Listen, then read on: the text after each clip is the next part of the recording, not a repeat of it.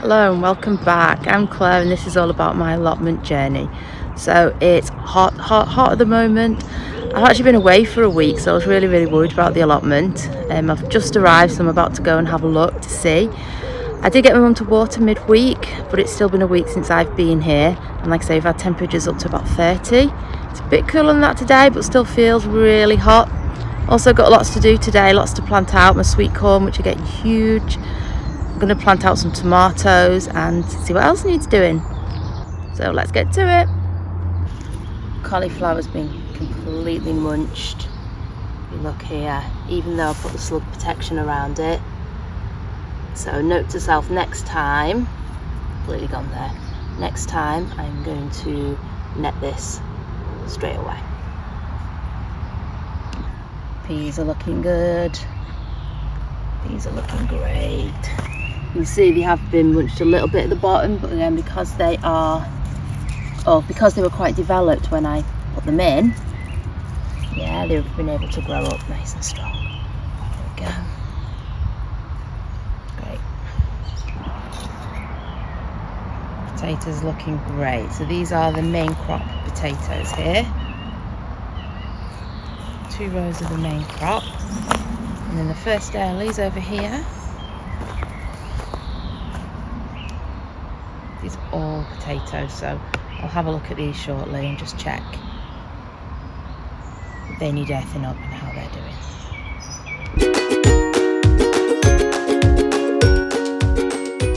Okay, first job of the day is to plant out the sweet corn. So this has been growing at home, as you can see. It is huge, so it definitely needs to go out. I'm going to plant it in the same bed as the pumpkins. I might also do some beans as well growing up. So this is known as the 3-sister method. So it's a way of saving space.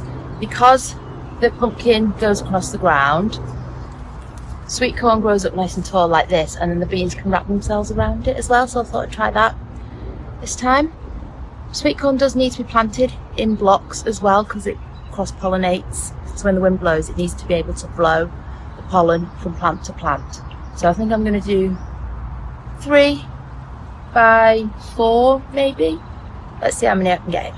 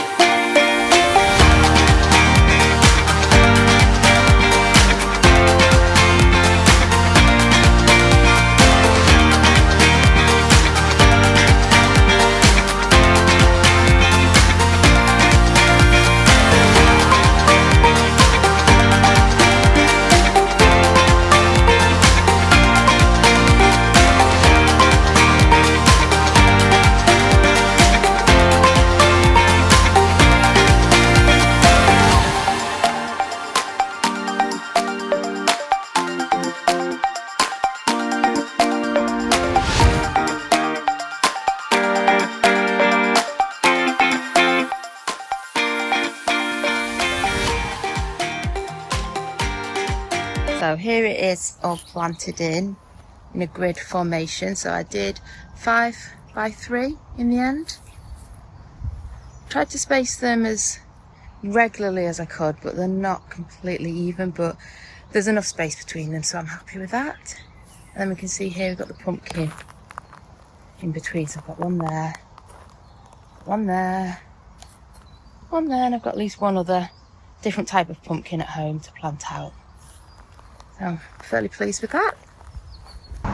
So now I'm going to plant out my first tomatoes in the allotment. I planted up some tomatoes at home in my garden about a week ago and they're doing absolutely fine. So you need to wait until it really warms up to put your tomatoes out, but as it is middle of a heat wave and it is June, day after tomorrow, then they're absolutely fine to go out. I was going to put these towards the back of the plot, but it's quite shady at the back of the plot, I've noticed. So I'm going to put them here with my beans.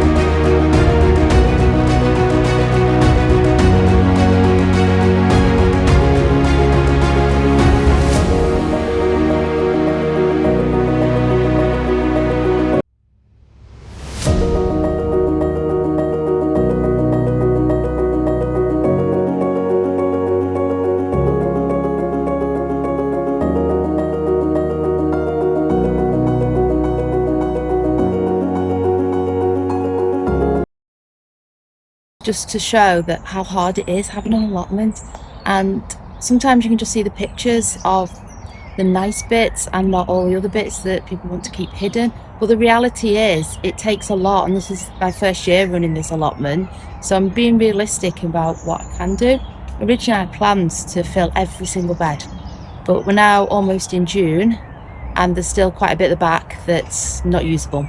That's fine, I might get to it, I might not, that's fine, absolutely fine. The main thing is just about growing as much as I can for this first year.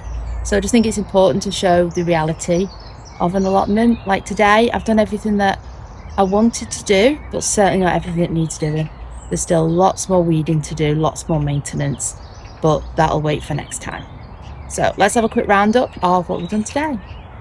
Today we've planted the sweet corn and some more peas, and done the Three Sisters method of planting squash, sweet corn and peas in the same bed.